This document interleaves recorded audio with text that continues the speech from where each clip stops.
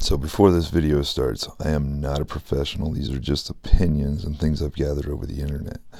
Background music is One More Lights album from Linkin Park. And I hope you guys enjoy. Hey guys, this is Damien. Coming to you talk about a few things. I want to kind of do a weekly show, going over some things. This week's a little serious, touches my heart. Been going through some tough times here, but we'll have some funny ones, like who hired that guy, or you ready for the Charmin challenge? How about some hot pepper eating contest? Maybe some good things right now, but I want to talk about something that plagues 6 million people every day. It's called bipolar disorder. And this basically ruined my life this year. Ruined all my relationships. Killed my job. And lost the memory. Can't remember things. If you watch my video, you'll see at the end I put a caption about it.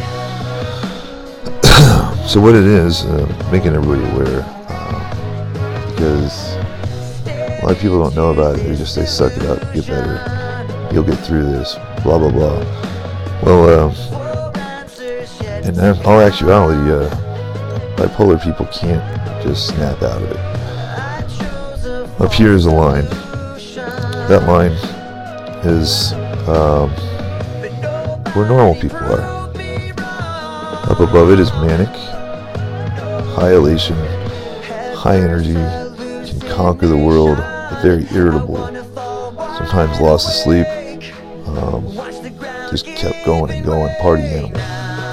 Down at the bottom you got depression, too much sleep, 14, 15 hours, don't want to move when you are awake, don't want to do anything, you want to cry, you want to die, suicide happens.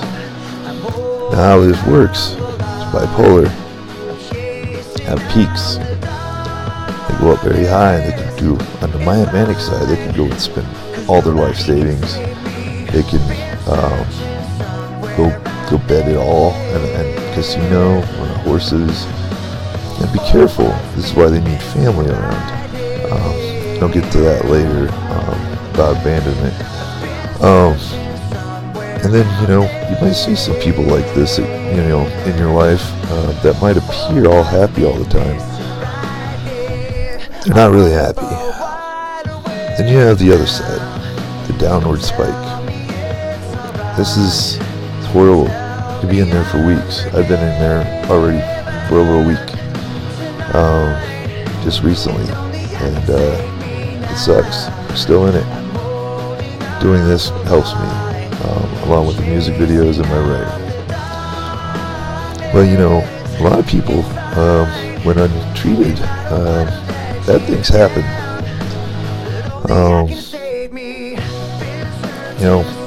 Some of our best singers this year dead, because it got to them. Demons in my head that I write about, they're the same demons if you listen to Chester's interviews. And then sometimes bipolar is just all over the place. It's so confusing, so hard to deal with. You got low peaks, you got high peaks, you got all over it. That's where my friend came in, took his own life. So I got this video afterwards, kind of a doctor telling everybody how it is, and how we need family around the support system. The only thing is, I wish my family would have listened to it first. But like I said before, you wouldn't leave a cancer victim in your family stranded, or a family member with mental disabilities left alone to fend for themselves. Why would you leave somebody with a mental disorder? It's still a sickness. Well, I hope you guys enjoy the video, and I hope it brings awareness.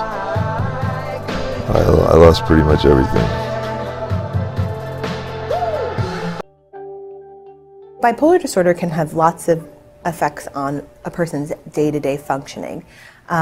So for instance, again, in the middle of an episode of either mania or depression, people who are manic will often do things that are really impulsive and really out of character. And so issues of infidelity can come up, for instance, in a patient with mania who's having a sexual partner or sexual partners outside of the relationship in the midst of a manic episode. People will often spend money that they really can't afford to spend in the midst of a manic episode, which you can imagine will cause a lot of strain for them personally, but also in the context of their families. People in the midst of mania often don't appear to be logical, and so they will go to work and will have lots of irritability, and you can imagine again that coworkers are confused, bosses are confused, and especially if they don't understand a lot about the illness, it can affect their work relationships and their ability to maintain their employment.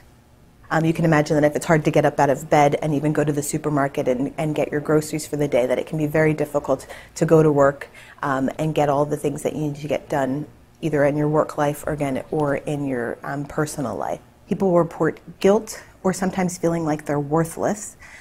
People will also report that they feel like they're either kind of moving in slow motion, which is known as psychomotor retardation, and occasionally people will report that they actually feel jittery, which is known as psychomotor agitation. In addition, people will report disturbances in their sleep, which are most commonly insomnia, so either difficulty falling asleep, waking up in the middle of the night, or waking up earlier in the morning than one intends to. Occasionally this can be hypersomnia though, where people are sleeping, for instance, 10, 12, 13, 14 or more hours per day. Patients with bipolar disorder often are resistant to receiving treatment, especially during a manic episode. And this is really part of the illness in terms of not understanding that one is sick. Bipolar disorder cannot be cured. However, people will often find that they will go periods of time without having any illness or periods of euthymia. It really depends on the individual and how their clinical course goes, as well as finding treatments that work. The mainstay of treatments are mood stabilizers. So these are medications that are used to keep somebody from having, most notably, a manic episode or a depressive episode. Finding the right treatment can sometimes be a little frustrating, and patients really need to hang in there as their doctors try different medications to figure out what works best with their neurobiology.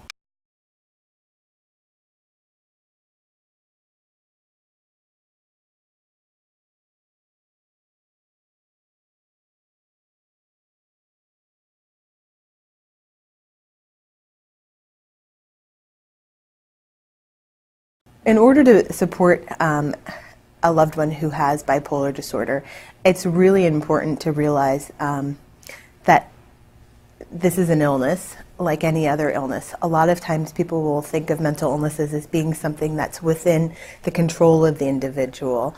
And the individual will often think that as well, feeling tremendous guilt when they do have episodes of either mania or depression. And so the first thing is realizing that people don't choose to have bipolar disorder, and they would definitely choose to live with more mental wellness than having this illness. It's really important to be calm, present, and consistent with people with bipolar disorder.